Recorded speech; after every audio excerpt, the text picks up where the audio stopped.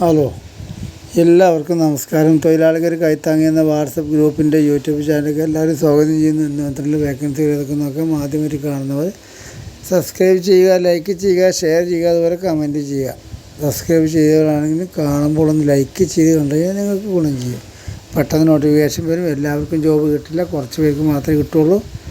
ആദ്യം വിളിക്കുന്നവർക്കും ആദ്യം സംസാരിക്കുന്നവർക്കും മാത്രമേ ജോബ് കിട്ടുള്ളൂ. അതുകൊണ്ട് ആ കാര്യം പ്രത്യേകം ഓർക്കുക കേട്ടോ. നമുക്ക് തുടർന്നുള്ളൂ.